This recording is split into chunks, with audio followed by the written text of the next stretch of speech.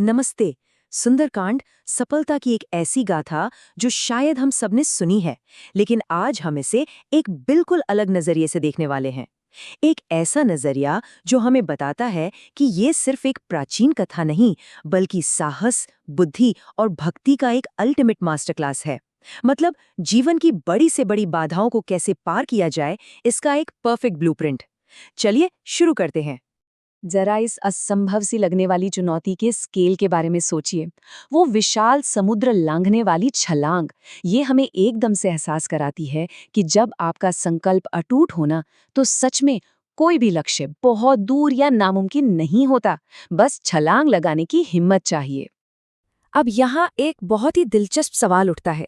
वो क्या बात है जो सुंदरकांड को सफलता की सबसे महान गाथा बनाती है? क्या यह सिर्फ शारीरिक बल की कहानी है? बिल्कुल नहीं। आगे हम देखेंगे कि इसका असली जवाब शारीरिक ताकत से कहीं ज्यादा जबरदस्त मानसिक शक्ति और कमाल की रणनीति में छिपा है। ब्रह्मा जी की ये भविष्यवाणी देखिए। जब भगवान राम का एक दूत तुम पर प्रहार करे, तो समझ लेना कि लंका का विनाश शुरू हो गया है। ये दिखाता है कि इस मिशन के दांव कितने बड़े थे।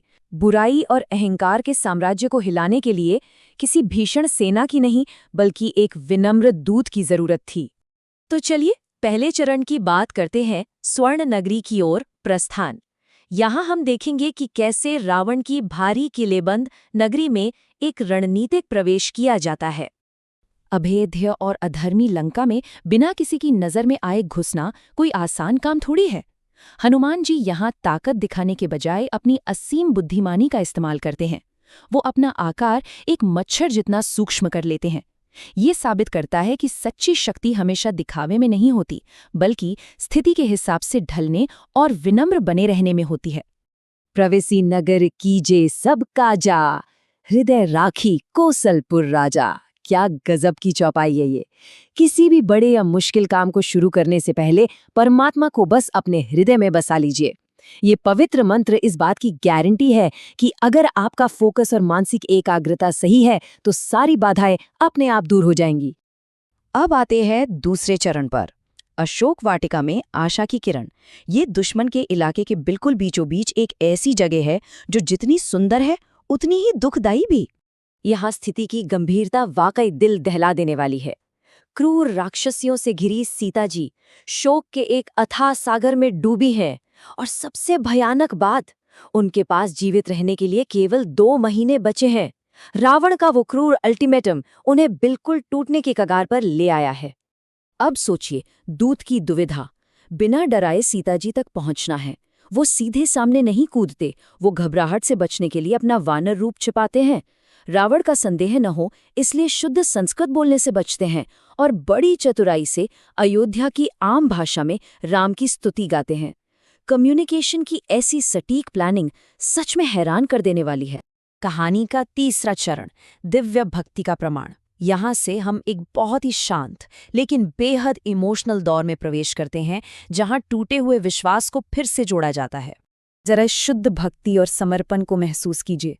एक अजेय महापराक्रमी योद्धा पूरी विनम्रता के साथ घुटनों के बल बैठा है, सिर्फ एक सेवक बनकर।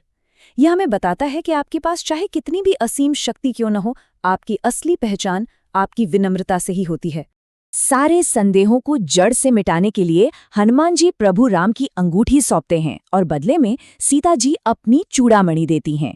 इन ठोस प्रमाणों का ये आदान प्रदान कोई छोटी घटना नहीं है।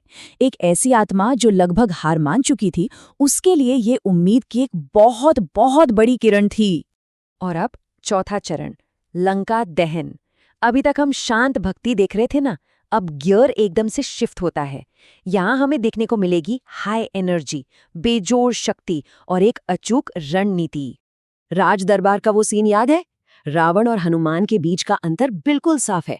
एक तरफ है रावण, अहंकारी, अपार धन दौलत वाला और हथियारों से लैस, जो सिर्फ खौफ पर जीता है। और दूसरी तरफ एक विनम्र दूत, बिना किसी हथियार के, जिसके पास सिर्फ अपनी बुद्धि, भक्ति और राम का नाम है। जब रावण पूछता है कि पेड़ क्यों उखाड़े, तो हनुमान जी का जवाब देखिए। वो बड़ी चतुराई से कहते हैं कि भाई, चीजों को तोड़ना तो मेरे वानर स्वभाव में ही है। लंका दहन कोई रैंडम गुस्सा या साधारण तोड़फोड़ नहीं थी। ये एक मास्टरमाइंड वाली रणनीति थी। पहले अशोक वाटिका को नष्ट करके ध्यान खींचना, फिर अक्षय कुमार जैसे राक्षसों को हराना, उसके बाद रावण तक पहुंचने के लिए जानबूझकर ब्रह्मास्त्र से बंध जाना, और आखिर में अपनी ही सजा को लंका जलाने के हथियार में बदल देना। मतलब एक संकट को इतने शानदार मौके में कैसे बदला जाए, ये कोई यहाँ से सीखे। इसी बीच सीता माता का वो गहरा आशीर्वाद याद है, अष्ट सिद्धि नौ निधि के दाता, असबर दीन जानकी माता। ये सिर्फ शब्द नहीं है। इस आशीर्वाद ने उस विनम्र दूत को हमेशा के लिए 8 सिद्धियों और 9 निधियों का दाता बना दिया। ये याद दिलाता है कि निस्वार्थ सेवा का फल कितना अविश्वसनीय हो सकता है।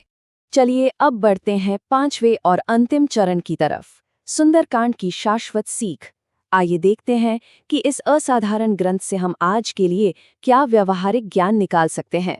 ये भौतिक और आध्यात्मिक जगत का एक अद्भुत मिलन है, पवित्र ओम के साथ हनुमान जी का विलीन होना। ये हमें बहुत स्पष्ट रूप से दिखाता है कि कैसे शुद्ध समर्पण और बिना स्वार्थ के किए गए कर्म हमारी आत्मा को सीधे दिव्यता के साथ जोड़ देते हैं। इस पूरी यात्रा का स्मरण करने के जो लाभ बताए गए हैं वो वाकई कमाल के हैं। तेज बुद्धि, बल, यश और यहाँ तक कि संपूर्ण शारीरिक निर्भयता। सच कहूँ तो ये कोई जादुई वादे नहीं हैं। ये एक अनुशासित, फोकस्ड और निस्वार्थ जीवन शैली अपनाने के बिल्कुल डायरेक्ट रिजल्ट्स हैं। तो जाते जाते एक विचारोत्तेजक सवाल जो हमारे दिमाग में आना चाहिए, अगर भक्ति, बुद्धि और विनम्रता के इस परफेक्ट कॉम्बिनेशन से असंभव बाधाओं को पार किया जा सकता है, तो सोचिए आधुनिक जीवन की बड़ी बड़ी चुनौतियों और हमारी रोजमर्रा की लंकाओं को जीतने के लिए इस प्राचीन ब्लूप्रिंट का इस्तेमाल कैसे किया जा सकता है। जरा इसके बारे में सोचिएगा। हमारे साथ जुड़ने के लिए बहुत बहुत धन्यवाद।